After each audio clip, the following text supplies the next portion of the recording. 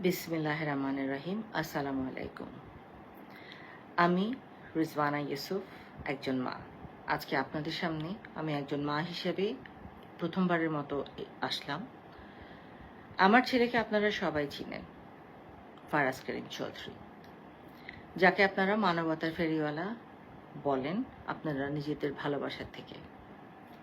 আজকে জাতির এই সংকটজনক মুহূর্তে আমার ছেলে চুপ, এটার কারণ মা হিসেবে আমি অন্তত জানি। সে যেই ত্যাগ স্বীকারটা করছে সেটা কোনো দালালির জন্য না, সেটা কোনো দলের জন্যও না, সেটা তার পারিবারিক একটা চাপের মধ্যে আছে দেখেই সে আপনাদের পাশে দাঁড়াতে পারেনি। কিন্তু সে মন প্রাণ দিয়ে যতটুক পারছে কাজ করে যাচ্ছে, চেষ্টা করছে যাদেরকে ধরে নিয়ে যাওয়া হয়েছে তাদেরকে যদি ছাড়ানো যায়। কিন্তু আমি চুপ করে বসে থাকতে পারিনি, কারণ আমি জানি আমার 2 সন্তান আমার কাছে কত প্রিয়। একটা মা হিসেবে আমি বারবার আমার ছেলের দিকে তাকিয়েছি, কিন্তু তার দিন ও 5-6 রাত ঘুমায়নি যখন এটা শুরু হলো। ও চেহারার দিকে আমি তাকাতে পারতাম না। আমি মা হিসেবে কিরকম একটা সংকটময় অবস্থানে দাঁড়িয়ে আছি সেটা গত কিছুদিন ধরে আমরা সবাই পরিবারে সেটা এটার ভিতর দিয়ে যাচ্ছি।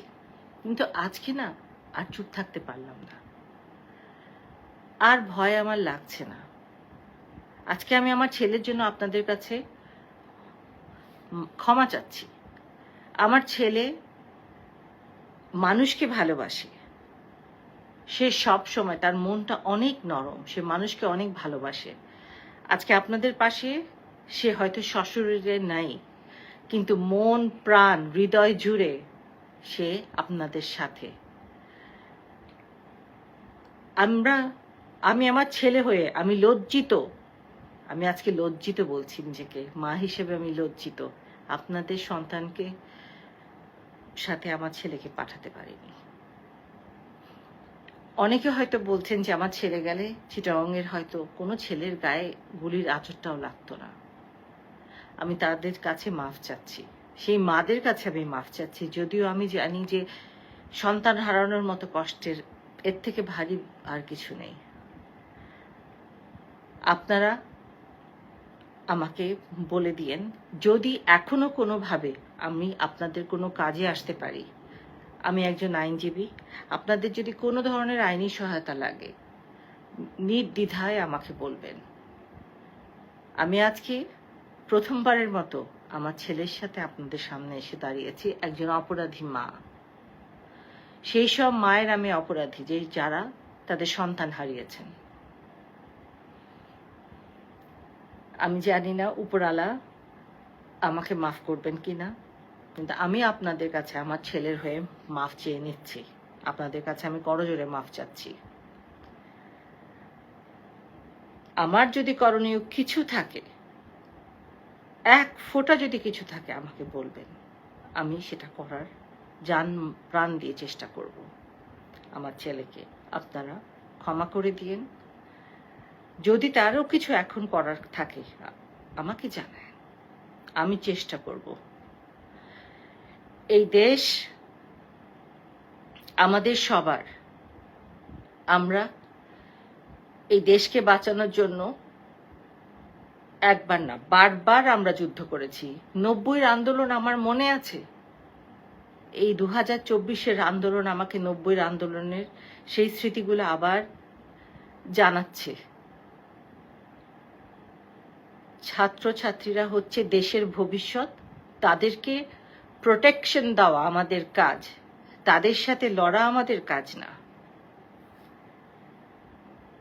আপনাদের কাছে এটাই আজকের জন্য আমার অনুরোধ, আপনারা আমাকে জানাবেন। ভালো হোক মন্দ হোক, আমরা এই দেশেরই মানুষ, ভুল ত্রুটি আমাদেরই হয়, শুধরানো আমরাই নিজেদের করতে পারি। আমার ছেলের হয়ে আমি আবার আপনাদের কাছে ক্ষমা চাচ্ছি। যদি কিছু করতে পারি জানাবেন। আমি একটু কথা বলি।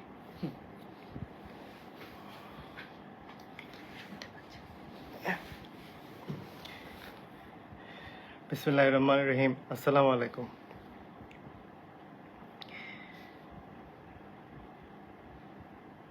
আমি আমার জীবনে আমি যখনই আপনাদের জন্য কাজ করেছি,